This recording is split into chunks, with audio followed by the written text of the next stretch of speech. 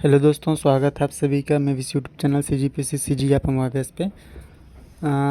हमने arjuna current affair का छत्तीसगढ़ विशेषांक को कंप्लीट कर दिया है। अगर आपने अभी तक नहीं देखा तो आप प्लीज़ जल्दी से जाके उसका देख लीजिए। एग्ज़ाम में काफ़ी कम दिन बचे हैं, चाहे CGPSC बोले चाहे सब इंस्पेक्टर बोले, है ना। उसके बाद सबसे ज़्यादा जो डिमांड था arjuna current affair, arjuna publication का राष्ट्रीय एवं अंतर्राष्ट्रीय समसामयिकी, ठीक है। तो हम आप सभी के लिए लाए हैं चर्चित अर्जुना करंट अफेयर का राष्ट्रीय व्यक्तित्व, राष्ट्रीय और अंतर्राष्ट्रीय करंट अफेयर का, है ना, ये PDF। इस पूरी बुक को हम कवर करेंगे, जल्दी से जल्दी इसको कवर करने का प्रयास करेंगे ताकि आप इस वीडियो को न सिर्फ एक बार बल्कि दूसरा बार रिविज़न भी कर सकें एग्ज़ाम से पहले तक, है ना। दोस्तों, आप इस वीडियो को अधिक से अधिक लोगों तक शेयर करने का प्रयास कीजिए। और मेरा ये वीडियो केवल उन लोगों के लिए सबसे ज़्यादा समर्पित रहता है जो किसी कारणवश अपनी पढ़ाई को कंटिन्यू नहीं कर पाते, या जिनको दूर दराज पहाड़ी एरिया, जंगल एरिया में रहने के कारण कोई सोर्स नहीं मिल पाता या गाइडलाइन नहीं मिल पाता या पुस्तकों का अभाव होता है। ठीक है दोस्तों, तो इस वीडियो को अधिक से अधिक लोगों तक शेयर कीजिए ताकि वो भी अपना जीवन को आगे अच्छा बना सकें। ठीक है, तो चालू करते दोस्तों करंट अफेयर इंडिया। तो पहला टॉपिक है दोस्तों चर्चित व्यक्तित्व, है ना। चर्चित व्यक्तित्व, राष्ट्रीय व्यक्तित्व। तो पहले हैं न्यायमूर्ति DY चंद्रचूड़, जो अभी सबसे ज़्यादा चर्चे में है। ये सर्वोच्च न्यायालय के नवीनतम और 50वें नंबर के मुख्य न्यायाधीश हैं। दोस्तों, पहला ही इम्पोर्टेंट क्वेश्चन आपके पास यही आएगा कि हाल ही में सर्वोच्च न्यायालय के जो न्यायमूर्ति बने हैं DY चंद्रचूड़, वो कौन से नंबर के मुख्य न्यायाधीश है, तो 50वें। ठीक है, और इसी को उल्टा पूछ देगा दोस्तों कि हाल ही में भारत के सर्वोच्च न्यायालय के मुख्य न्यायाधीश DY 50वें मुख्य न्यायाधीश कौन बने हैं, तो DY चंद्रचूड़। ठीक है दोस्तों, उसके बाद देखते हैं कि न्यायमूर्ति, इनका DY का फुल फॉर्म है न्यायमूर्ति धनंजय यशवंत चंद्रचूड़। 9 नवंबर 2022 से 10 नवंबर 2022 तक 2 वर्ष कार्यकाल हेतु सर्वोच्च न्यायालय के मुख्य न्यायाधीश बने हैं का पद संभालेंगे, यानी 9 नवंबर 2022 से 10 नवंबर 2024, 2 साल के लिए। फिर है पूर्ववर्ती मुख्य न्यायाधीश CJIUU ललित को कार्यकाल 8 नवंबर 2022 को समाप्त हो गया। दोस्तों, केवल अभी को याद नहीं रखना है 50वें को, इससे पहले 49वें को भी याद रखना है ना। 49 नंबर के कौन थे, UU ललित। कभी कभी आपको मैच मेकिंग में या किसी और तरीके से घुमा करके दे देता है, ठीक है, या फिर आपको यही याद नहीं रहेगा क्रम 49वां कौन था, 50वां कौन था। उसके बाद सबसे जो इम्पोर्टेंट फैक्ट है, न्यायमूर्ति DY चंद्रचूड़ के पिता यशवंत विष्णु चंद्रचूड़ भारत के 16वें मुख्य न्यायाधीश थे। यशवंत विष्णु चंद्रचूड़ यानी YV चंद्रचूड़ फरवरी 1978 से जुलाई 1985 तक लगभग 7 वर्षों तक सर्वाधिक कार्यकाल मुख्य न्यायाधीश के पद पर रहे थे। दोस्तों, यहाँ पे ध्यान रखने वाली बात यह है कि सर्वाधिक कार्यकाल, CGPSC ने अभी 2021 के एग्ज़ाम में इसको कूट वाले एग्ज़ाम में क्वेश्चन बना के पूछा भी था कि सर्वाधिक कार्यकाल तक कौन थे, ऐसा मतलब एक कूट वाला क्वेश्चन दिया था इसमें। ठीक है, ध्यान दीजिएगा। तो ये सर्वोच्च न्यायालय के इतिहास में पहली बार ऐसा हुआ कि उनके पिता भी मुख्य न्यायाधीश थे सर्वोच्च न्यायालय का, और एक टाइम के बाद अभी उनके बेटे भी सर्वोच्च न्यायालय के मुख्य न्यायाधीश बने हैं।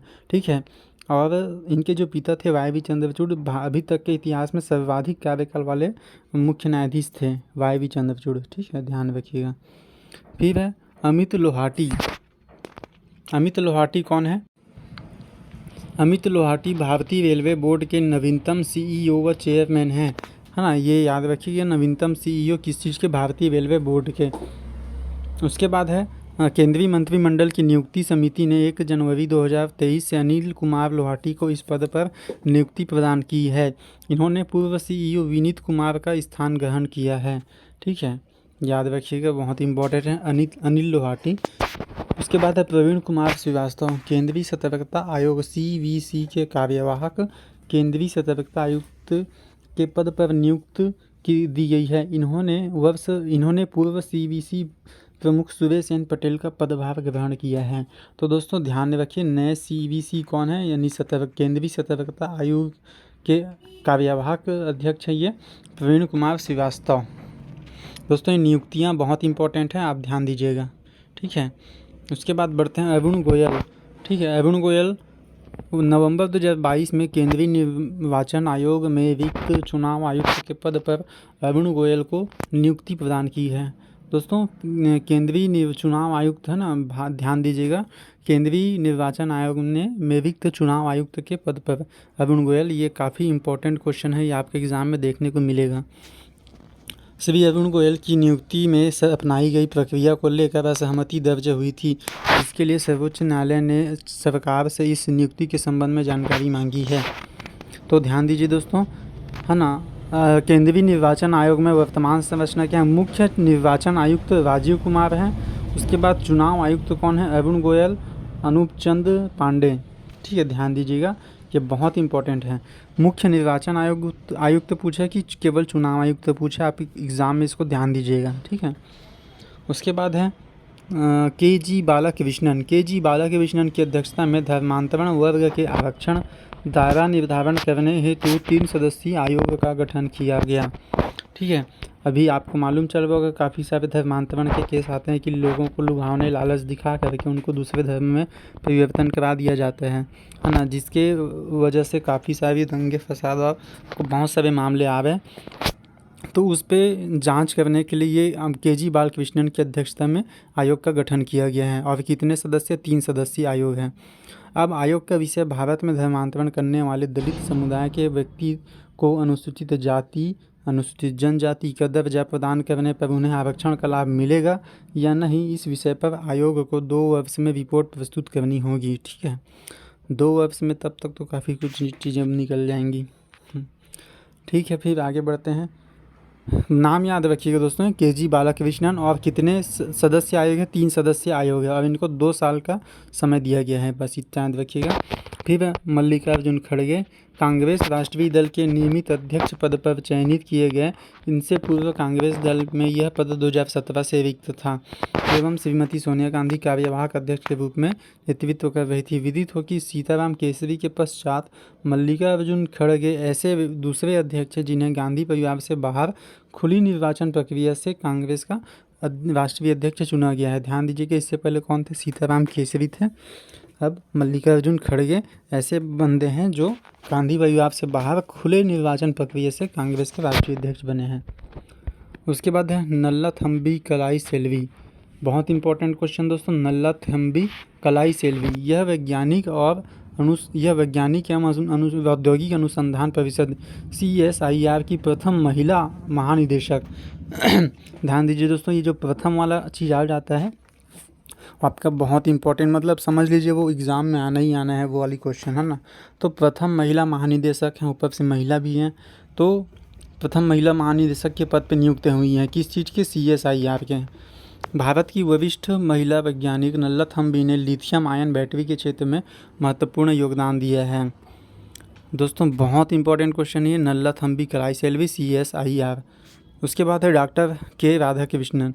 नवंबर 2022 में केंद्र सरकार द्वारा डॉक्टर के राधाकृष्णन की अध्यक्षता में उच्च शिक्षण संस्थान के मूल्यांकन व मान्यता प्रक्रिया को सशक्त बनाने के विषय संबंधी समिति का अध्यक्ष बनाया गया।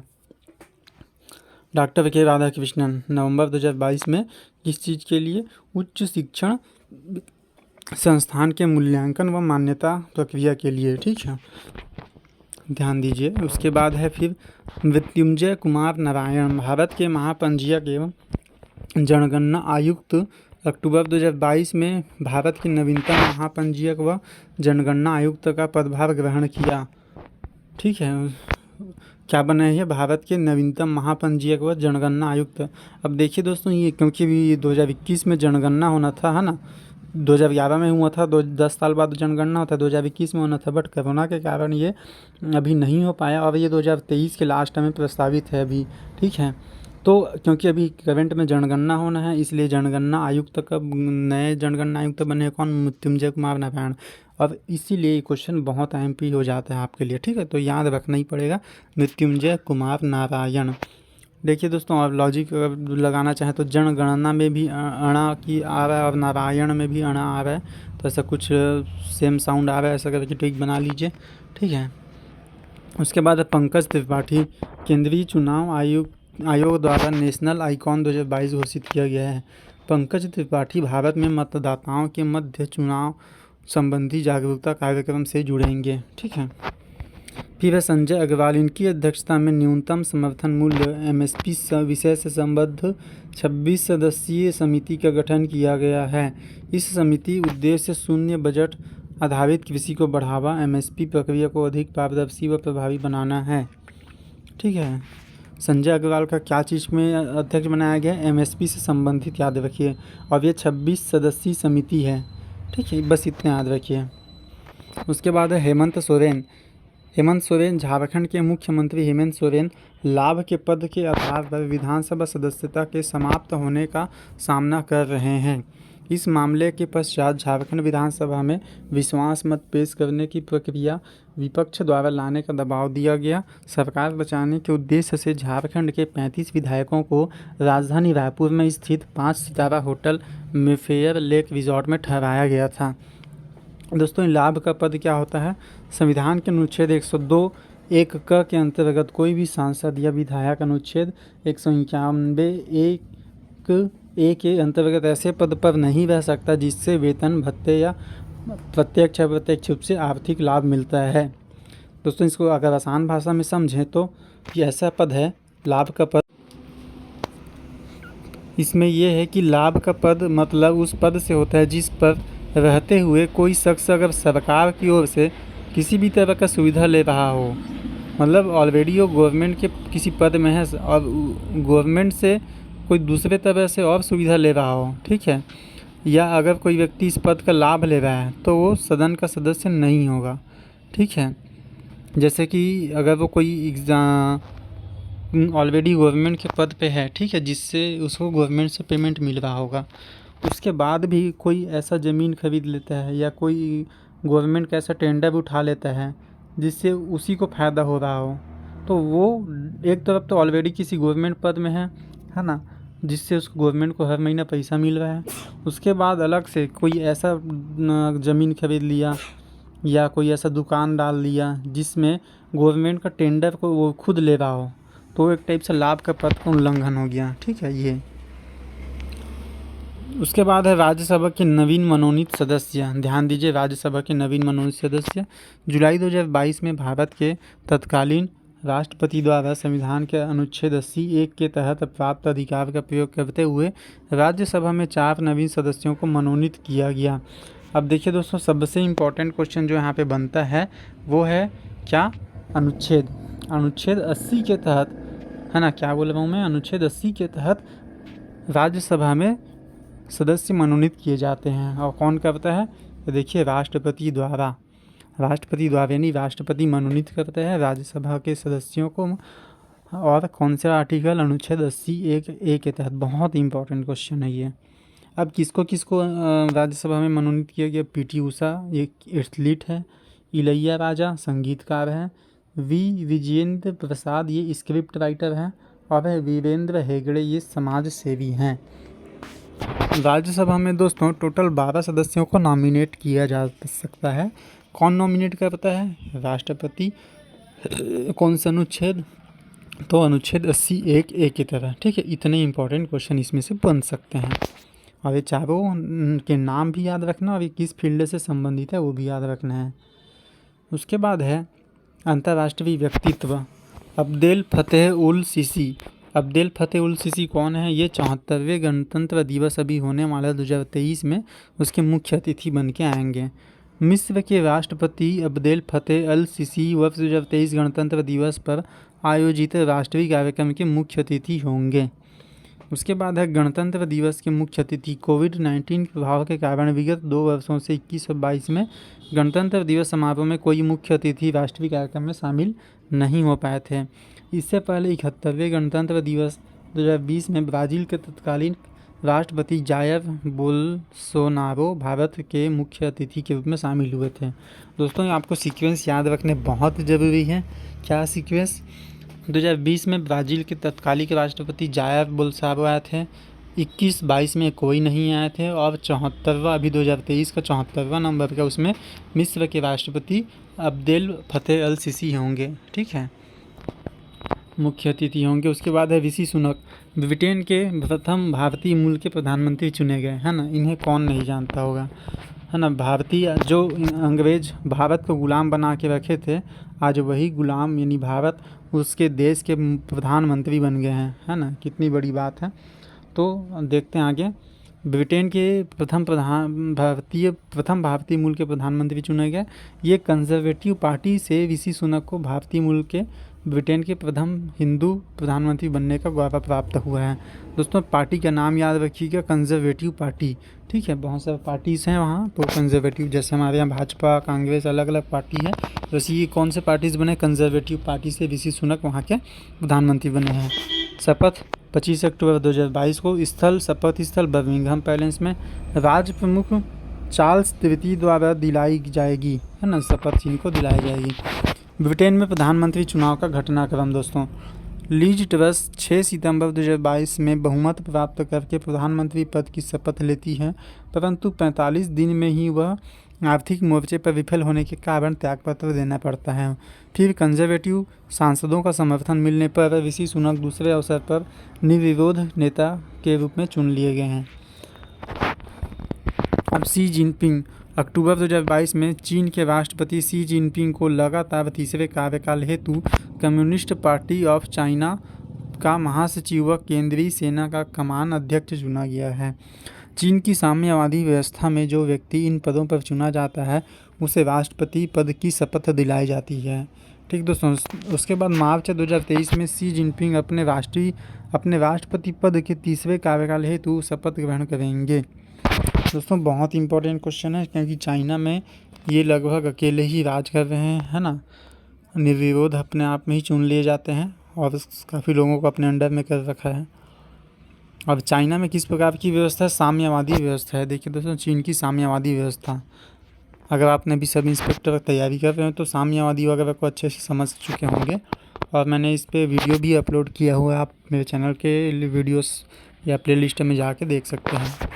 भारतीय जो अंतर्राष्ट्रीय प्रतिनिधित्व के लिए चुने गए हैं, बहुत इंपॉर्टेंट है दोस्तों, ध्यान दीजिएगा। मतलब वो भारतीय जो किसी न किसी अंतर्राष्ट्रीय संस्था में प्रमुख के रूप में चुने गए हैं, जैसे कि डॉक्टर शेफाली जुनेजा ICAO परिवहन समिति के अध्यक्ष चुनी गई।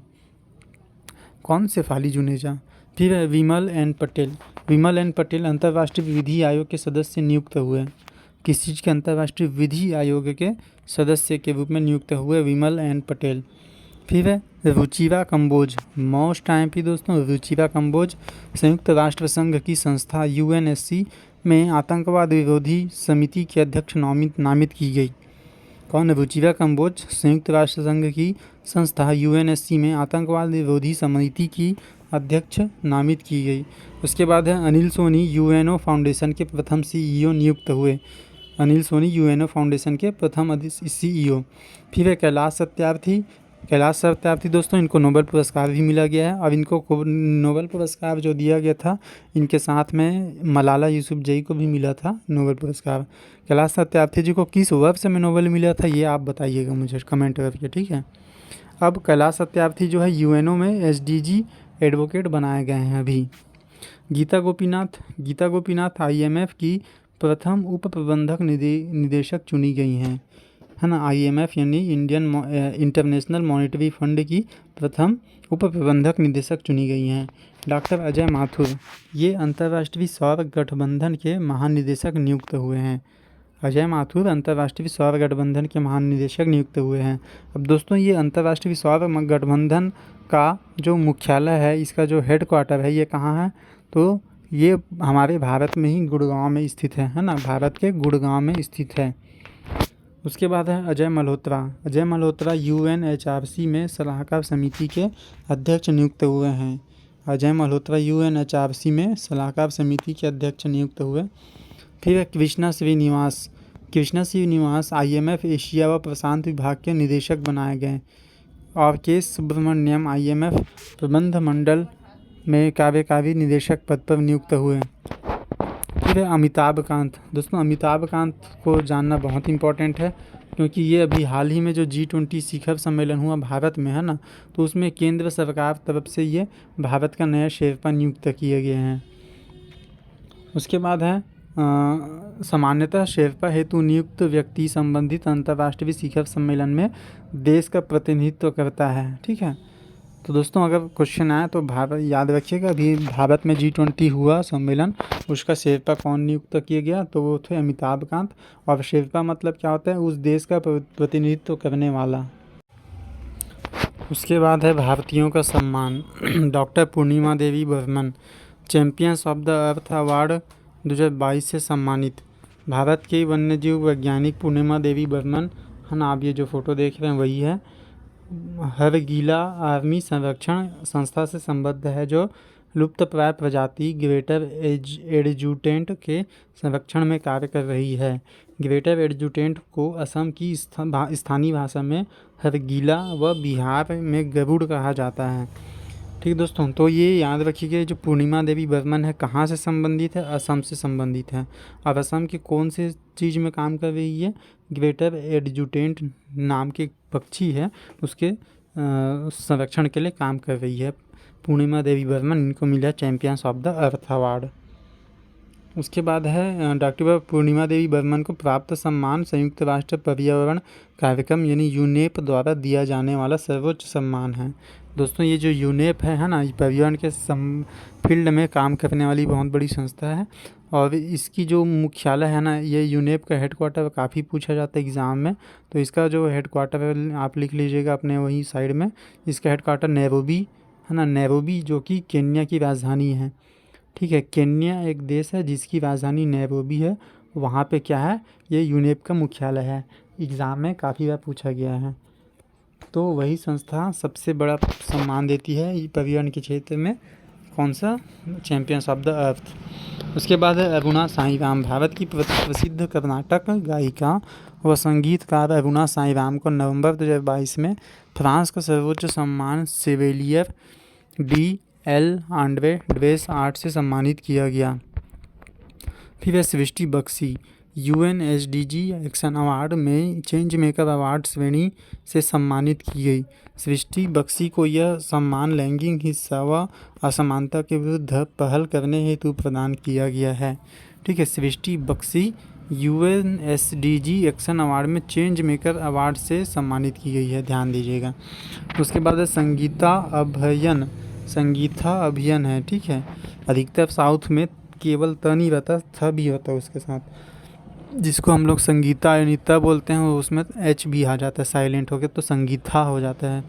जैसे समंता हीरोइन है, समंता में समंथा हो जाता है। उसके बाद है वर्ल्ड वुमेन एंटरप्रेन्योर्स अवार्ड 2022, ये इनको अवार्ड मिला है। केरल की संगीता को संयुक्त राष्ट्र के सतत विकास लक्ष्य के अनुरूप हथकरघा व हस्तशिल्प स्टार्टअप में प्रदर्शन हेतु junior chamber international JCI Hong Kong संस्था द्वारा यह सम्मान प्रदान किया गया। ठीक है, संयुक्त राष्ट्र के सतत विकास लक्ष्य के अनुरूप हथकरघा व हस्तशिल्प स्टार्टअप में प्रदर्शन हेतु किसको मिला, संगीता अभियान को। दोस्तों बहुत सारे लोग कमेंट कर रहे थे कि इसका MCQ फॉर्मेट में लाइए करके। दोस्तों करंट अफेयर ऐसा चीज़ है जो ज़्यादा बड़ा सेक्शन नहीं रहता, बट आप अगर इस बुक को पढ़ लेते हैं अर्जुना करंट अफेयर के छत्तीसगढ़ और भारत इंडिया वाले विशेषांक को, तो आपको मेरे ख्याल से अपने व्यापम एग्ज़ाम के लिए तो कहीं और जाने की ज़रूरत नहीं पड़ेगा करंट अफेयर में, है ना। अगर आपको MCQ करना ही है तो आप उन बड़े डिटेल या डीप लेवल वाले सब्जेक्ट को करिए जिनको 1-2 महीने में कर पाना पॉसिबल नहीं रहता, जैसे हिस्ट्री हो गया, भूगोल हो गया, संविधान हो गया, है ना। इन सभी चीज़ों का आप MCQ प्रैक्टिस ज़रूर कीजिए। लेकिन करंट अफेयर क्या छोटा सेक्शन है और आपको कम समय में ज़्यादा नंबर दिला सकता है। और अर्जुना करंट अफेयर बुक को ही मैंने चॉइस इसलिए किया क्योंकि इसी से ज़्यादा क्वेश्चन फंसने के संभावना रहते हैं।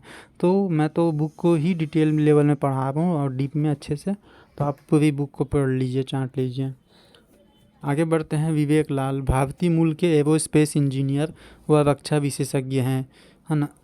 अक्टूबर 2022 भारतीय मूल के वैज्ञानिक रक्षा विशेषज्ञ विवेक लाल को लाइफ टाइम अचीवमेंट सम्मान से सम्मानित होंगे, है ना।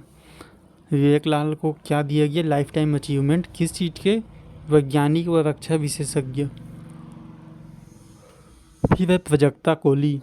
प्राजक्ता कोली UNDP इंडिया की प्रथम युवा जलवायु चैंपियन रही हैं। ठीक है, यह यूट्यूब व विभिन्न सोशल मीडिया की चर्चित कंटेंट क्रिएटर हैं। प्राजक्ता कोली पूर्व से ही यूट्यूब के क्रिएटर फॉर चेंज पहल की वैश्विक राजदूत हैं। ध्यान दीजिएगा दोस्तों, ये प्राजक्ता कोली काफ़ी इंपॉर्टेंट पर्सन है यूएनडीपी इंडिया की प्रथम, देखिए मैंने बताया ना प्रथम वाला आता है कि एग्ज़ाम में पूछा ही जाता है, तो प्रथम युवा जलवायु चैंपियन है। उसके बाद यह यूट्यूब व विभिन्न सोशल मीडिया की चर्चित कंटेंट क्रिएटर हैं। और प्रजक्ता कोहली पूर्व से ही यूट्यूब के क्रिएटर फॉर चेंज पहल की वैश्विक राजदूत है। निधन, पेले है ना, आपने नाम सुना ही होगा। अभी ब्लैक पर्ल के नाम से इनको जाना जाता था, ब्लैक पर्ल यानी काला मोती। एडिसन अरांटिस डो नैसिमेंटो केबीई, जिन्हें ये उनके लोकप्रिय नाम पेले के नाम से जाना जाता है। इनका निधन 29 दिसंबर 2022 को हो गया। विश्व के महानतम फुटबॉलर खिलाड़ियों में से एक जो ब्राज़ील के खिलाड़ी थे। पेले एक अकेले खिलाड़ी हैं जो कि 3 वर्ल्ड कप जीतने वाले टीम का हिस्सा रहे हैं। ठीक है, बहुत इंपॉर्टेंट क्वेश्चन बनेगा दोस्तों। ये क्वेश्चन आपके व्यापम के किसी न किसी एग्ज़ाम में आएगा ही कि मशहूर खिलाड़ी पेले का किस खेल से संबंधित है। ठीक है, महारानी एलिजाबेथ द्वितीय, महारानी एलिजाबेथ द्वितीय, ब्रिटेन की महारानी एलिजाबेथ द्वितीय का 96 वर्ष की आयु में निधन हो गया। यह ब्रिटेन की सर्वाधिक समय तक सत्ता संभालने वाली उम्रदराज महिला थी, इसलिए विश्व के सबसे बुजुर्ग शासकों में महारानी एलिजाबेथ का विशेष स्थान था। इसके पश्चात ब्रिटेन को नए राजा का दर्जा किंग चार्ल्स को मिल गया। ध्यान दीजिएगा दोस्तों, ब्रिटेन के नए राजा किंग चार्ल्स को मिला है। उसके बाद है Shinzo Abe. Shinzo Abe Japan के पूर्व प्रधानमंत्री थे। ध्यान दीजिएगा, प्रधानमंत्री थे न कि राष्ट्रपति। अगर एग्ज़ाम में आया तो इसी को घुमा देगा, बोलेगा शिंजो आबे निम्न में से कौन थे। पहला ऑप्शन जापान के राष्ट्रपति थे बोल देगा, ठीक है, लेकिन ये जापान के पूर्व प्रधानमंत्री थे। उसके बाद जुलाई 2022 में शिंजो आबे को होन्शु के काशीहारा ने क्षेत्र के नारा शहर में एक व्यक्ति द्वारा गोली मारकर हत्या कर दी गई। यह जापान के सर्वाधिक लंबे कार्यकाल तक प्रधानमंत्री रहने का गौरव प्राप्त है। फिर है भारत जापान संबंध। शिंजो आबे की भारत जापान संबंधों में अहम भूमिका रही है। वर्ष 2021 में भारत के नागरिक सम्मान पद्म विभूषण से सम्मानित किया गया। ध्यान दीजिएगा, इनको कब मिला पद्म विभूषण, वर्ष 2021 में मिला। ये क्वेश्चन हो सकता बन जाए। वर्ष 2022 में नेताजी रिसर्च ब्यूरो द्वारा इन्हें नेताजी पुरस्कार सम्मान से सम्मानित किया गया था। फिर मिखाइल गोर्बाचोव, सोवियत संघ यूएसएसआर के अंतिम राष्ट्रपति। इनके कार्यकाल में वर्ष 1999 में सोवियत संघ का विघटन हुआ। सोवियत संघ के विघटन के बाद रूस सहित 15 स्वतंत्र राष्ट्रों का निर्धारण हुआ। अमेरिका व सोवियत संघ के मध्य शीत युद्ध को समाप्त करने में मिखाइल गोर्बाचोव की अहम भूमिका रही। इसके लिए 1960 का नोबेल का शांति पुरस्कार इनको मिला गया है। ठीक है, ये है दोस्तों गोर्बाचोव 1985 में सोवियत संघ के नेता चुने गए थे, और ध्यान देख लीजिए। फिर है गोर्बाचोव नीतियाँ, है ना। पहला है इनका जो नीति था ग्लासनोस्त आर्थिक नीति बोल सकते हैं इसको, कि अर्थव्यवस्था से सरकारी नियंत्रण को कम करके खुली अर्थव्यवस्था को प्रोत्साहित करने की नीति अपनाई थी इन्होंने। फिर है पेरेस्ट्रोइका यानी राजनीतिक पुनर्गठन नीति। सोवियत संघ में शामिल राज्यों को वार्सा पैक्ट से वैकल्पिक स्वतंत्रता दी गई। राज्यों को अपनी इच्छानुसार नीतियों का निर्धारण करने एवं संघ से अलग होने का अधिकार दिया गया। ठीक है, फिर है डेसमंड टुटू। इन्हें दक्षिण अफ्रीका का आर्क बिशप कहा जाता है। इन्हें दक्षिण अफ्रीका में रंग भेद के विरुद्ध मानवाधिकार प्रयास हेतु व्यक्तित्व थे। इन्हें 1984 में नोबेल का शांति पुरस्कार से सम्मानित किया गया। ध्यान दीजिए दोस्तों, ये डेसमंड टुटू किस देश के निवासी थे पहले बोलेगा तो देखिए जो फोटो में ही आपको चेहरा देख के पता चल जा रहा होगा, ये दक्षिण अफ्रीका के आर्क बिशप कहा जाता था, यानी दक्षिण अफ्रीका के निवासी थे। दक्षिण अफ्रीका में रंग भेद हेतु विश्व मानवाधिकार हेतु प्रयासरत अधिकार, इन्हें 1984 में नोबेल शांति मिला था। तो उसके बाद है लता मंगेशकर। सबसे इम्पोर्टेंट दोस्तों, लता मंगेशकर भारत की प्रसिद्ध पार्श्व गायिका। लोकप्रिय उपाधि भारत की स्वर कोकिला के नाम से जाना जाता है। मूल नाम हेमा मंगेशकर। प्राप्त सम्मान फ्रांस का सर्वोच्च नागरिक सम्मान legion of honour. Bharat Ratna 2001 में, पद्म भूषण 1969 में, पद्म विभूषण 1999 में और दादा साहब फाल्के 1989 1989 में। ठीक है दोस्तों, अब देखिए सबसे पहला क्वेश्चन जो बनेगा कि भारत की स्वर कोकिला किसे कहते हैं? लता मंगेशकर। लता मंगेशकर का मूल नाम, ये मतलब 99% लोग नहीं जानते होंगे, लता मंगेशकर का मूल नाम क्या था? हेमा मंगेशकर। फिर है प्राप्त सम्मान, फ्रांस का सर्वोच्च नागरिक सम्मान लीजन ऑफ ऑनर 2009। और भारत रत्न दोस्तों, ये क्वेश्चन बहुत पूछता है, भारत रत्न कब मिला था लता मंगेशकर? 2001 में। अब दादा साहब फाल्के अवार्ड कब मिला था बोलेगा तो 1989 में। ये दो क्वेश्चन बहुत ही इंपॉर्टेंट हैं। इला भट्ट भारत की प्रसिद्ध सामाजिक कार्यकर्ता है ना, सोशल मीडिया वर्कर। इनके द्वारा वर्ष 2072 में सेवा संगठन की स्थापना की गई, जो भारत में महिला स्व सहायता समूह का प्रथम मॉडल माना जाता है। दोस्तों अभी आप देखते हैं ना महिला स्व सहायता समूह, तो उसकी शुरुआत कहाँ से गई थी? यहीं 1972 में इला भट्ट के द्वारा ही की गई थी। फिर 1974 में महिलाओं की वित्तीय सहायता हेतु वर्ष 1974 में सेवा ऑपरेटिव बैंक की स्थापना की गई थी। ठीक है, सेवा ऑपरेटिव बैंक। उपलब्धि, इला भट्ट की उपलब्धि, रमन मैग्सेसे अवार्ड 1977, पद्मश्री सम्मान 1985, पद्म भूषण 1986, इंदिरा गांधी निःशस्त्रीकरण सम्मान 2011। ठीक है, सम्मान उतना इम्पोर्टेंट, इनका जो सम्मान है इनके लिए उतना इम्पोर्टेंट नहीं, बस यहाँ पे आप इनका एक बार पढ़ लीजिएगा। इनमें अगर जो इम्पोर्टेंट है कि इला भट्ट किस क्षेत्र से संबंधित थी? सामाजिक कार्यकर्ता। और जो कोऑपरेटिव बैंक है स्व सहायता समूह, उसकी शुरुआत इन्होंने 1974 में की थी, वही इम्पोर्टेंट है। और ये सेवा संगठन 1972 में बनाया था, वो पढ़ लीजिएगा। फिर राकेश झुनझुनवाला है ना, राकेश झुनझुनवाला भारतीय शेयर बाजार के मार्केट में बिग बुल के नाम से प्रसिद्ध व्यक्ति, जिन्हें शेयर कंपनियों के व्यापार में निजी विशेष सम्मान प्राप्त था। ठीक है, तो दोस्तों राकेश झुनझुनवाला भारत के शेयर मार्केट में बिग बुल के नाम से प्रसिद्ध व्यक्ति, जिन्हें शेयर कंपनियों के व्यापार में विशेष सम्मान प्राप्त था। हाल ही में इनके द्वारा निजी क्षेत्र की एयरलाइंस कंपनी एकासा एयरलाइंस को भारतीय उड्डयन क्षेत्र में शामिल किया गया। बिरजू महाराज कथक सम्राट है ना, बिरजू महाराज का मूल नाम क्या है? बृजमोहन मिश्र था। इनके परिवार के सदस्यों में पिता गुरु अच्छन व चाचा शंभू महाराज व ताऊ लच्छू महाराज भी इस कला के क्षेत्र में अग्रणी थे। तो देखिए दोस्तों, कथक सम्राट बिरजू महाराज को कहा जाता है। और कथक नृत्य से संबंधित और कलाकार कौन कौन हैं? गुरु अच्छन जो उनके पिताजी हैं, इनके चाचा शंभू महाराज और ताऊ लच्छू महाराज। तो एक कॉमन पॉइंट दिख रही है, जो महाराज वाले जो दिखेंगे ना आपको, ये कथक नृत्य से संबंधित है ना। महाराज वाले कौन कौन से? शंभू महाराज, लच्छू महाराज, अच्छन महाराज और बिरजू महाराज। तो ये बिरजू महाराज का भी हाल ही में निधन हुआ, ध्यान रखिए। उसके बाद है एम के प्रसाद, भारत के प्रसिद्ध पर्यावरणविद, जिन्होंने केरल की साइलेंट वैली में सदाबहार वर्षा वनों की रक्षा हेतु अहम भूमिका निभाई थी। इनका भी अभी निधन हुआ है।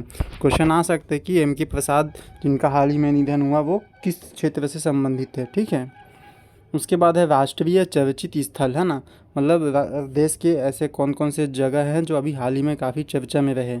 तो पहला है मोरबी है ना, ये मोरबी काफ़ी चर्चा में रहा दोस्तों। 30 अक्टूबर 2022 केबल रिवर ब्रिज नदी पुल के टूटने से भारत में एक बड़ी दुर्घटना हो गई, जिसमें लगभग 134 लोगों की नदी में डूबकर मृत्यु हो गई। केबल रिवर ब्रिज क्षेत्र मोरबी जिला गुजरात। नदी कौन सा नदी था? मच्छू नदी था। रख रखाव हेतु अनुबंध था किस पे? ओरिवो ग्रुप कंपनी पे। ठीक है, मोरबी अभी आपने देखा ही होगा, गुजरात में एक त्यौहार के समय बहुत बड़ा जो ब्रिज था है ना, वो बीच से टूट के अलग हो गया और कई लोग इसमें डूब के मर गए, लगभग 134 लोग। इसका क्वेश्चन देखिए दोस्तों किस प्रकार से आ सकता है। ये जो ऊपर में आपको दिख रहा है पूरा का पूरा एक क्वेश्चन बना देगा कि हाल ही में ऐसा ऐसा घटना हुआ था है ना, जिसमें इतनी लोग मृत्यु हुई, वो कहाँ पे हुआ था या किस नदी पे हुआ था? तो मोरबी जिला गुजरात में हुआ था, मच्छू नदी था। ठीक है, आगे बढ़ते हैं। ऐतिहासिक पृष्ठभूमि उस पुल का, यह पुल सन 1880 में राजा वाघजी ठाकुर ने दरबारगढ़ पहुँचने 140 वर्ष प्राचीन यह हेरिटेज ब्रिज गुजरात में विशेष महत्व है। ये उतना इम्पोर्टेंट नहीं है, बस घटना कहाँ हुआ था, किस नदी पे हुआ था, वो याद रखिएगा। ठीक है, उसके बाद है वडोदरा, निजी क्षेत्र में भारत का प्रथम सैन्य विमान निर्माण संयंत्र। ठीक है, वडोदरा में क्या बन रहा है? निजी क्षेत्र यानी प्राइवेट क्षेत्र का पहला भारत का प्रथम सैन्य विमान निर्माण संयंत्र है। इससे पहले क्या होता था, गवर्नमेंट के अंडर ही रहते थे, लेकिन ये प्राइवेट जो सैन्य विमान निर्माण करेगा। गुजरात के वडोदरा में अक्टूबर 2022 में प्रधानमंत्री नरेंद्र मोदी द्वारा टाटा एयरबस परियोजना की आधारशिला रखी गई। यह भारत की पहली परियोजना है जिसके अंतर्गत निजी क्षेत्र की कंपनी TASL, यहाँ पे TASL दिया ब्रैकेट में टाटा दिया, यानी टाटा ग्रुप का ही कोई ब्रांच होगा ये, है ना। उसके द्वारा सैन्य विमान रक्षा क्षेत्र का निर्माण किया जाएगा। टाटा एयरबस परियोजना में भारतीय वायुसेना के लिए C-295 ट्रांसपोर्ट एयरक्राफ्ट का निर्माण होगा। दोस्तों कम से कम इसको याद रखिएगा, C-295 ट्रांसपोर्ट एयरक्राफ्ट का निर्माण किया जाएगा, ये बहुत इंपॉर्टेंट है। यह 5 से 10 टन क्षमता का परिवहन विमान है। यह सभी सेना के क्षेत्रों में सेवा देने में सक्षम होगा। दोस्तों यहाँ से क्या क्या क्वेश्चन निकल के आएगा कि पहला निजी क्षेत्र में भारत का पहला सैन्य विमान निर्माण संयंत्र कहाँ बन रहा है, तो कहाँ बन रहा है, वडोदरा में। दूसरा क्वेश्चन इसमें ये बनेगा कि कौन सी कंपनी बना रही है, तो टाटा एयरबस परियोजना, है ना। और क्या चीज़ बनाएगा, विमान का नाम क्या होना चाहिए, क्या होगा करके, तो C-295 ट्रांसपोर्ट एयरक्राफ्ट। फिर उसमें से उतने ही को 3 क्वेश्चन बनने की ज़्यादा संभावना है। फिर अहमदाबाद क्यों फेमस हुआ, अभी चर्चा में क्यों है। भारत के प्रथम पूरक आहार परीक्षण केंद्र की स्थापना हेतु घोषणा हुई। इस संस्थान हेतु अक्टूबर 2022 में युवा कार्यक्रम, खेल मंत्रालय, भारतीय खाद्य सुरक्षा मानक प्राधिकरण FSSAI व राष्ट्रीय फॉरेंसिक विज्ञान विश्वविद्यालय के मध्य समझौता हुआ। इस परीक्षण केंद्र का मुख्य उद्देश्य अंतर्राष्ट्रीय खेलों में भारतीय खिलाड़ियों के विरुद्ध डोपिंग के आरोपों से रक्षा करना है। इस परीक्षण केंद्र में खिलाड़ियों द्वारा समानतः ली जाने वाली विटामिन, एंटासिड, अमीनो एसिड व जड़ी बूटियों का वैज्ञानिक परीक्षण करके पूर्व ही जानकारी दी जाएगी, जिससे डोपिंग मानकों में असफल ना हो। ठीक है, तो इसमें बस यही क्वेश्चन आएगा कि भारत के प्रथम पूरक आहार परीक्षण केंद्र की स्थापना कहाँ होगी, अहमदाबाद में। ठीक है दोस्तों, तो नोट में देखिए 2021 में विश्व डोपिंग विरोधी WADA वाडा द्वारा जारी रिपोर्ट के अनुसार सर्वाधिक डोपिंग रखने वालों में देश का क्रम में रूस, इटली, फिर तीसरे नंबर पर भारत आता है। अक्टूबर 2022 में तीसरा वाडा एथलीट बायोलॉजिकल पासपोर्ट संगोष्ठी का आयोजन नई दिल्ली में किया गया। फिर है मोढेरा, ये बहुत इंपॉर्टेंट क्वेश्चन दोस्तों, काफ़ी अभी एग्ज़ाम में चर्चा में है, कई सारे एग्जामों में इसको पूछा भी गया। भारत का पहला 24x7 सौर ऊर्जा से संचालित गांव। ये 24x7 मतलब दोस्तों हफ्ते के 7 दिन और 24 घंटे, है ना। 24 घंटे हफ्ते के 7 दिन सौर ऊर्जा से संचालित वाला गांव होगा। यह गुजरात मेहसाणा ज़िले में स्थित गांव है। 9 अक्टूबर 2022 को भारत के प्रधानमंत्री द्वारा यह आधिकारिक घोषणा की गई। तो ये पहला वाला लाइन ही आपको क्वेश्चन पूछा जाएगा। फिर है डीसा, ये भारतीय वायुसेना के नवीनतम एयरबेस की स्थापना डीसा में होगी। यह एयरबेस गुजरात में बनासकांठा ज़िले में स्थापित किया जाएगा। अरुणाचल प्रदेश, भारत सरकार के द्वारा चीन की सीमा से संलग्न भारतीय राज्य अरुणाचल प्रदेश में देश का सबसे लंबा फ्रंटियर हाईवे बनाने का निर्णय लिया गया है। नोट, दिसंबर 2022 में अरुणाचल प्रदेश के तवांग जिले में भारतीय व चीनी सैनिकों के मध्य सीमा अतिक्रमण को लेकर तनाव हुआ था। 1748 किलोमीटर के इस फ्रंटियर हाईवे के निर्माण का प्रमुख उद्देश्य चीन के द्वारा सीमा अतिक्रमण के मामलों पर अंकुश लगाना है। ठीक है, तो अरुणाचल प्रदेश में यहाँ पे क्या क्वेश्चन बन जाएगा कि अरुणाचल प्रदेश में देश का सबसे लंबा फ्रंटियर हाईवे बना है ना। वही एक क्वेश्चन बनेगा कि किस राज्य में देश का सबसे लंबा फ्रंटियर हाईवे बना है, अरुणाचल प्रदेश। दोस्तों हर टॉपिक के साथ मैं आपको क्वेश्चन भी कवर कराते जा रहा हूँ, है ना, क्योंकि कई लोगों का कमेंट में था कि सर इसका MCQ भी कराइए करके। तो मैं हर टॉपिक के साथ ही पहले ही वीडियो से, है ना, पार्ट 1 से जो छत्तीसगढ़ी विशेषांक पार्ट 1 है उसमें से आपको हर टॉपिक के साथ क्वेश्चन कवर कराते जा रहा हूँ।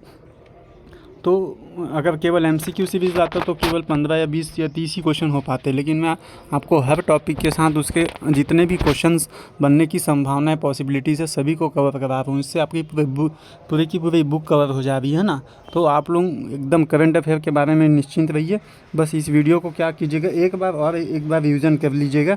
ठीक है, और अगर आपने इसकी बुक या PDF अलग से खरीद रखी है या जैसे भी प्रिंट आउट करा रखा है तो उस पर आप टिक मार्क करते जाइए, जो मैं MP बोलते जा रहा हूँ उसको। ठीक है, उसके बाद आपसे करंट के कोई भी क्वेश्चन नहीं छूटेंगे।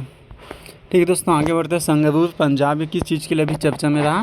एशिया का सबसे बड़ा, है ना, एशिया का सबसे बड़ा संपीड़ित बायोगैस CBG कंप्रेस्ड बायोगैस संयंत्र का उद्घाटन अक्टूबर 2022 में किया गया। संगरूर में इस संयंत्र की स्थापना जर्मनी की बायो एनर्जी कंपनी वर्बियो एजी द्वारा किया गया है। इस संयंत्र में कच्चे माल के रूप में धान की परवली का प्रयोग होगा।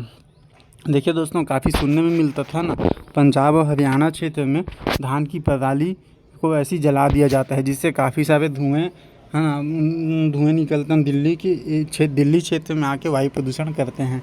तो उस पराली को जलाने के बजाय उसका कहीं और रीयूज़ करने के लिए, है ना, एशिया का सबसे बड़ा कंप्रेस्ड बायोगैस संपीड़ित बायोगैस संयंत्र का उद्घाटन कहाँ किया गया? संगरूर पंजाब में। ठीक है, इसमें, है ना, तो पहला क्वेश्चन वही बनेगा, कहाँ किया गया ये चीज़? तो संगरूर पंजाब में। और इसमें कौन सी कंपनी सहयोग देगी? तो जर्मनी की बायो एनर्जी कंपनी वर्बियो एजी, है ना, सहयोग देगी। और इसमें क्या चीज़ का प्रयोग होगा? धान की पराली का। फिर है नागालैंड गृह मंत्रालय द्वारा नागालैंड में अप्सा कानून का विस्तार करते हुए 30 मार्च 2023 तक कर दिया गया है। तो पहला क्वेश्चन यही बनेगा, हाल ही में किस राज्य में अप्सपा कानून का विस्तार कर दिया गया है? 30 मार्च 2023 तक कर दिया गया, तो नागालैंड में। ठीक है, और ये जो अप्सपा कानून है उस पर कौन नियंत्रण करता है? गृह मंत्रालय द्वारा। ठीक है, अब अप्सपा कानून का फुल फॉर्म क्या होता है? Armed force special powers act. Armed force special powers act, है ना, पारित कब हुआ? वर्ष 1958 में पारित हुआ। वर्ष 1958 में सशस्त्र बल विशेषाधिकार कानून, जो पूर्वोत्तर राज्य के अशांत क्षेत्रों में विशेष प्रावधान का निर्धारण करता है ना। उसके बाद है कानून उल्लंघन पर सशस्त्र बल को किसी भी व्यक्ति को गिरफ्तार करने, बिना वारंट तलाशी लेने का अधिकार होता है। फिर है नामसाई घोषणा। 15 जुलाई 2022 को असम और अरुणाचल प्रदेश ने दोनों राज्यों के पुराने सीमा विवाद के समाधान हेतु नामसाई घोषणा पत्र पर हस्ताक्षर किया है। दोस्तों, यहाँ से क्या क्या क्वेश्चन जनरेट हो सकते हैं? पहला कि अप्सपा कानून का विस्तार हाल ही में किस राज्य में किया गया? 30 मार्च 2023 तक नागालैंड में। ठीक है, और दूसरा कि कब तक भी किया गया, उसको भी पूछ सकते हैं, 30 मार्च 2023 तक। अप्सपा कानून कब पारित हुआ? ये इंपॉर्टेंट क्वेश्चन बन सकता है। अप्सपा कानून कब पारित हुआ? वर्ष 1958 में पारित हुआ है। अब इसमें क्या होता है कि सशस्त्र बल, है ना, ये तो हो सकता है। फिर असम और अरुणाचल प्रदेश ने दोनों राज्यों को पुराने सीमा विवाद के समाधान हेतु नामसाई घोषणा पत्र पर हस्ताक्षर किए। ये क्वेश्चन बन सकता है कि नामसाई घोषणा पत्र पर हाल ही में जो हस्ताक्षर हुआ किन दो राज्यों के बीच हुआ? तो असम और अरुणाचल प्रदेश के बीच। ठीक है, तो नागालैंड वो और नामसाई घोषणा असम और अरुणाचल प्रदेश के बीच। फिर है धर्मदम, केरल में स्थित शहर जो भारत का प्रथम पूर्ण पुस्तकालय निर्वाचन क्षेत्र घोषित किया गया है। इस शहर के समस्त वार्ड में पुस्तकालय की स्थापना की गई। दोस्तों, पहला यहाँ से क्वेश्चन ये बनेगा कि कौन से राज्य के शहर जो भारत का प्रथम पूर्ण पुस्तकालय निर्वाचन क्षेत्र घोषित किया गया? इस राज्य के समस्त वार्ड में पुस्तकालय स्थापना है, तो केरल राज्य के धर्मदम शहर में। फिर पुल्लम पारा, डिजिटल साक्षरता प्राप्त करने वाली भारत की प्रथम ग्राम पंचायत। दोस्तों, ये भी केरल में ही है। देखिए, लॉजिकली थोड़ा लजाई है ना, केरल सबसे साक्षरता के मामले में सबसे पहला नंबर राज्य है ना, लगभग वहाँ के सभी लोग साक्षर हैं। और वहाँ पे साक्षर हैं तो क्या होगा? पूर्ण रूप से पुस्तकालय निर्वाचन क्षेत्र रहेगा। उस केरल के धर्मदम शहर के समस्त वार्ड में पुस्तकालय है, और पुस्तकालय है तो डिजिटल साक्षरता प्राप्त करने वाली भारत की प्रथम ग्राम पंचायत भी केरल में होगी। केरल की कौन सी जगह? पुल्लम पारा। ठीक है, आगे बढ़ते हैं। दिल्ली भारत में कर्मचारी भविष्य निधि संगठन EPFO के सामाजिक सुरक्षा कवरेज में सर्वाधिक कामकाजी आबादी दिल्ली की शामिल है। 1 नवंबर 2022 में कर्मचारी भविष्य निधि संगठन EPFO द्वारा जारी विजन दस्तावेज में शीर्ष राज्यों की स्थिति जारी की है।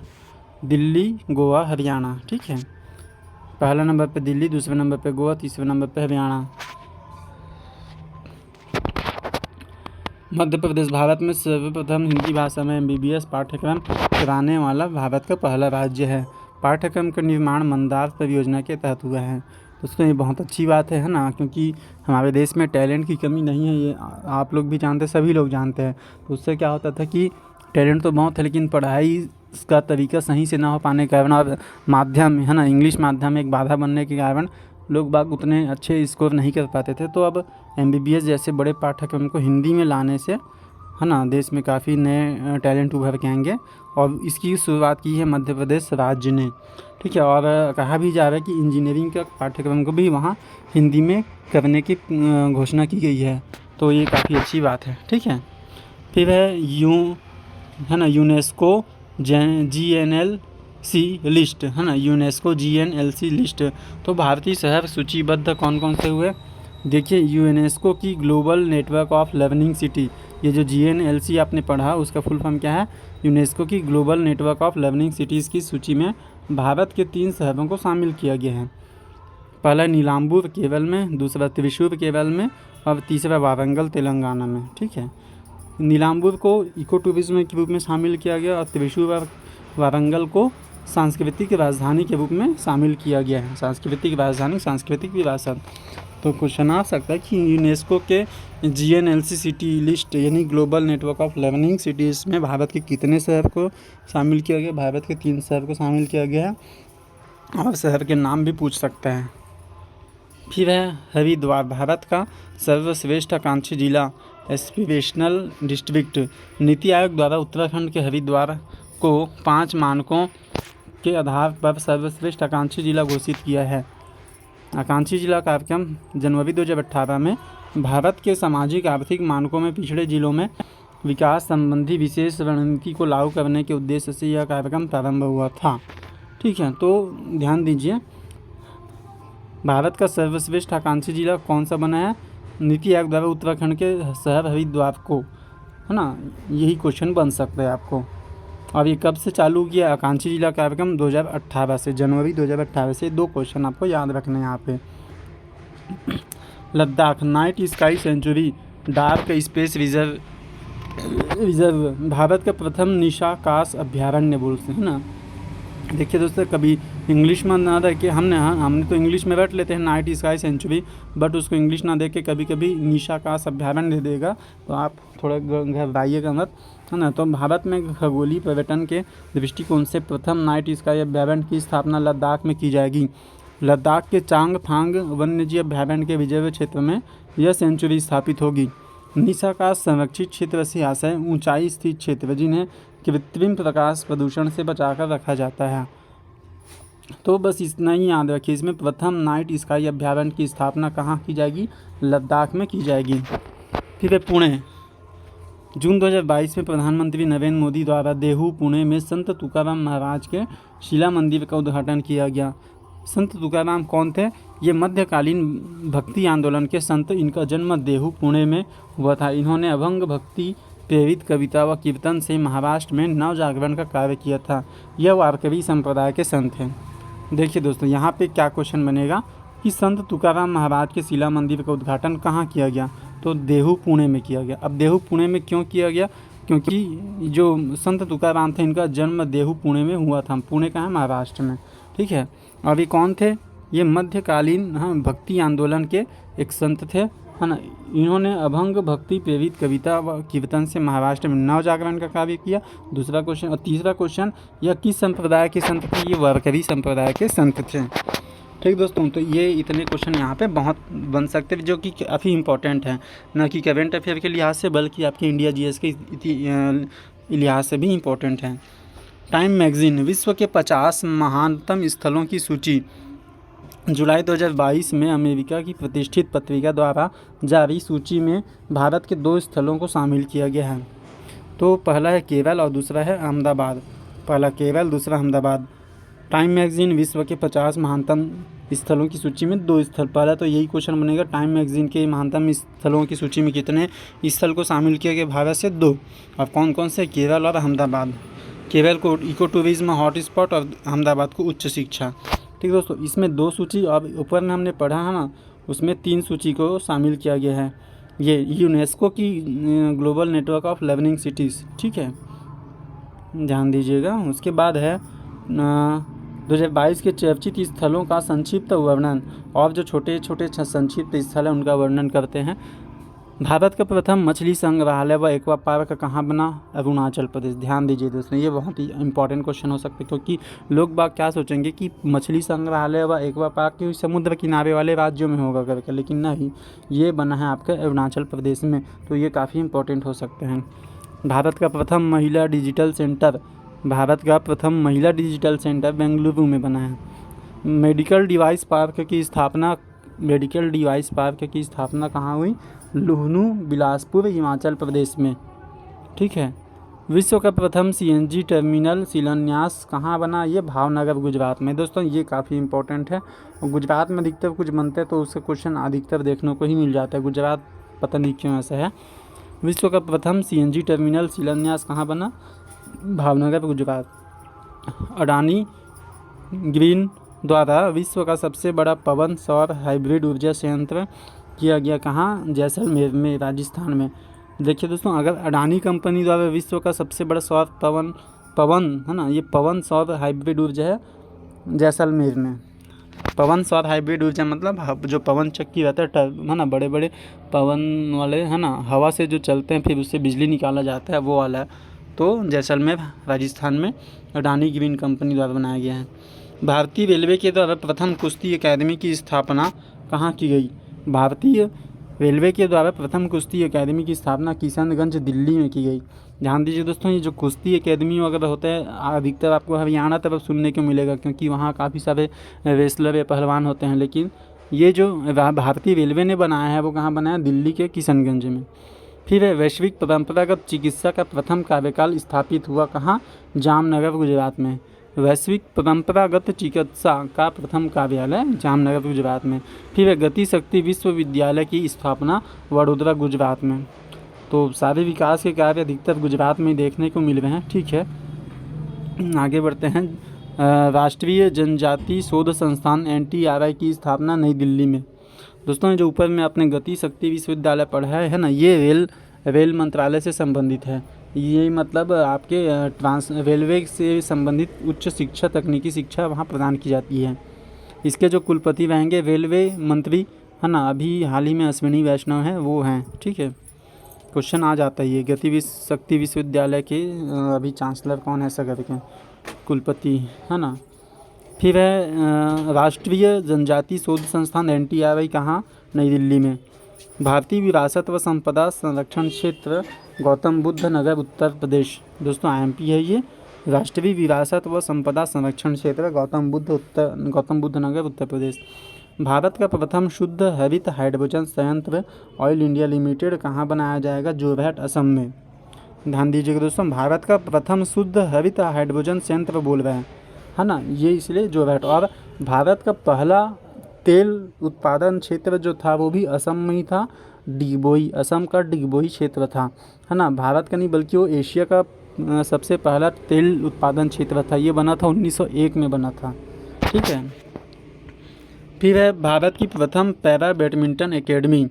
भारत की प्रथम पैरा बैडमिंटन एकेडमी कहाँ बना है दोस्तों? ये बना है लखनऊ में। मार्च 2022 विंग्स इंडिया 2022 का आयोजन है ना कहाँ हुआ? बेगमपेट हवाई अड्डा, हैदराबाद में। इसका जो थीम था इंडिया 875। ठीक है, इंडिया 875, क्योंकि भारत की आज़ादी को 75 साल हो चुके हैं इसीलिए। उसके बाद भारत की प्रथम स्टील स्लैग है ना, स्टील धातु मल का पुनर्चक्रण से प्राप्त स्टील स्लैग बोर्ड की स्थापना सूरत, गुजरात में। मतलब प्रथम steel slag board, steel slag क्या है? स्टील धातु मल का पुनर्चक्रण से प्राप्त जो वेस्ट मटेरियल होता है उससे बोर्ड बनाया गया है गुजरात में, और स्टील लगा हुआ है उसमें।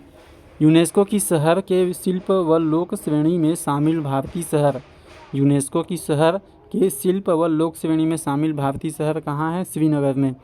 भारत का प्रथम ओपन रॉक म्यूज़ियम हैदराबाद में बना है।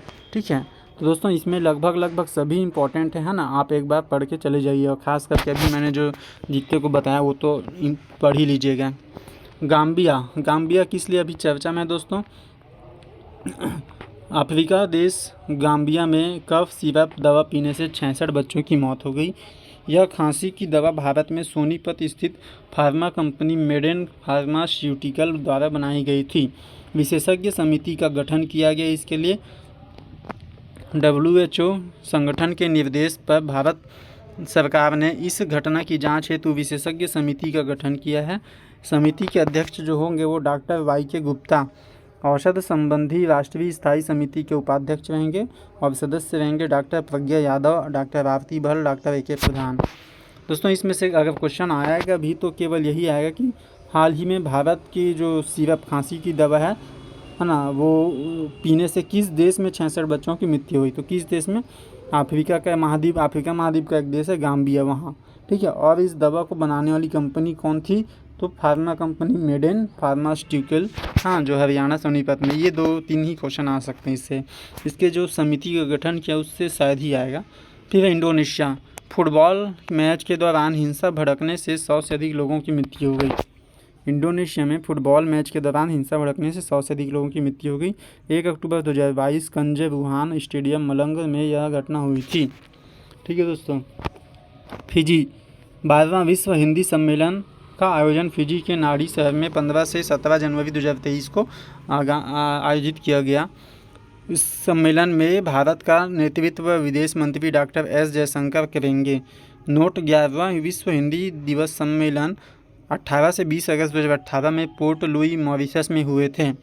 ध्यान दीजिए दोस्तों, देखिए एकदम इम्पॉर्टेंट क्वेश्चन है ये, है ना। ये व्यापम और PSC में डेफिनेटली आपको देखने मिल जाएगा, किसी भी एग्ज़ाम की तैयारी कर रहे हो। इससे पहले जो हुआ था वो 11वां विश्व हिंदी सम्मेलन था, ये मॉरिशस में हुआ था। अब ये कब हुआ था? 2018 में। देखिए 2018 के बाद अभी 2023 में हो रहा है, तो कितने साल? लगभग 5 साल हो गए, ठीक है। अब कहाँ हो रहा है? अब ये जो कौन से नंबर का हो रहा है? 12वें नंबर का हो रहा है। कहाँ हो रहा है? फिजी में हो रहा है।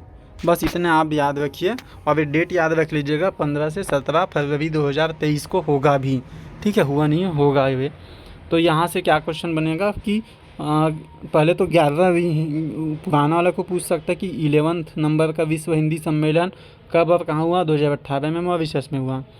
अब अभी जो विश्व हिंदी सम्मेलन हुआ वो कौन से नंबर का होगा? 12वें नंबर का। और कहाँ होगा? फिजी में होगा, ठीक है। और ये कब होगा? 15 से 17 फरवरी 2023 में होगा। बहुत IMP क्वेश्चन दोस्तों, याद रखिए। फिर है न्यूजीलैंड शासन ने धूम्रपान को सीमित करने हेतु योजना बनाई है, जिसका लक्ष्य वर्ष 2025 तक है और धूम्रपान करने वाली जनसंख्या 5% से भी कम करना है। दोस्तों न्यूजीलैंड देश का बहुत ही अच्छा सराहनीय कदम है ये, है ना, कि न्यूजीलैंड शासन ने धूम्रपान को सीमित करने के लिए योजना बनाई है और लक्ष्य कब तक रखा है? 2025 तक। कितना कम करना है उसको? 5% से भी कम करने का लक्ष्य रखा है। तो न्यूजीलैंड आपको ध्यान रखना है। फिर है चीन चीन का जासूसी जहाज़, है ना, स्पाई शिप युआन वांग 5, नाम से ही समझ आ जाएगा चाइनीज़ कंपनी होगा कुछ। युआन वांग 5 को अगस्त 2022 में श्रीलंका के हम्बन टोटा बंदरगाह में लाया गया। भारत ने चीन के जहाज़ का सुरक्षा कारणों से विरोध किया है, ठीक दोस्तों। तो इसमें बस यही पूछ देगा युआन वांग 5 जो जहाज़ है किस देश से संबंधित है, तो नाम से समझ आ जाएगा चाइना से है। स्कॉटलैंड मासिक धर्म उत्पाद निःशुल्क उपलब्ध कराने वाला विश्व का पहला देश बनेगा। यानी जो सैनिटरी नैपकिन होता है उसको निःशुल्क उपलब्ध कराने वाला विश्व का पहला देश होगा। फिर है कतर आपने भी हाल ही में काफ़ी चर्चा में रहा है। कतर अमेरिका के राष्ट्रपति जो बाइडेन द्वारा 12 मार्च 2022 में कतर देश को अमेरिका के एक प्रमुख गैर नाटो सहयोगी के रूप में नामित किया गया है। कतर को अमेरिका के एक प्रमुख गैर नाटो सहयोगी देश के रूप में नामित किया गया है। सामान्यतः अमेरिका द्वारा यह दर्जा उन देशों को दिया जाता है जो उत्तरी अटलांटिक संधि संगठन यानी नाटो के सदस्य नहीं हैं, परंतु अमेरिका के सशस्त्र बल के साथ रणनीतिक संबंध रखते हैं। इससे पूर्व ऑस्ट्रेलिया, मिस्र, इजराइल, जापान, दक्षिण कोरिया के प्रमुख गैर नागरिक सहयोगी का दर्जा दिया गया है। ये उतना इम्पोर्टेंट नहीं है, बस याद रख लीजिए कतर अमेरिका से संबंधित है करके। फिर अटलांटिक न्यू जर्सी संयुक्त राज्य अमेरिका में राष्ट्रपति महात्मा गांधी को समर्पित प्रथम संग्रहालय की स्थापना की गई है। गांधी संग्रहालय की स्थापना में न्यू जर्सी स्थित गांधी सोसाइटी व आदित्य बिरला समूह के संयुक्त सहयोग से की गई है। दोस्तों ये बहुत इंपॉर्टेंट क्वेश्चन बन सकता है कि महात्मा गांधी को समर्पित प्रथम संग्रहालय, है ना, बनाई गई है हाल ही में। कहाँ बनाई गई है? अटलांटिक न्यू जर्सी, ठीक है, ये इम्पोर्टेंट है। बस जगह ही पूछेगा कहाँ बनाया गया हाल ही में करके, तो संयुक्त राज्य अमेरिका के अटलांटिक न्यू जर्सी में। फिर ICC एसोसिएट मेंबर आईसीसी अंतर्राष्ट्रीय क्रिकेट परिषद इंटरनेशनल क्रिकेट काउंसिल द्वारा जुलाई 2022 में 3 नवीन देशों को एसोसिएट सदस्य का दर्जा प्रदान किया गया। एशियाई देश 2 हैं, कंबोडिया और उज्बेकिस्तान, और एक अफ्रीकी देश है आइवरी कोस्ट, है ना। 2 एशियाई देश कंबोडिया उज्बेकिस्तान और एक अफ्रीका देश Ivory Coast. Morocco FIFA club विश्व कप 2023 की मेज़बानी दी गई है ना। मोरक्को अफ्रीका महाद्वीप में एक देश है। ये फीफा क्लब वर्ल्ड कप 2023 की मेज़बानी दी गई है इसको। भारत आतंकवाद रोधी समिति बैठक आयोजन 28 से 29 अक्टूबर 2022।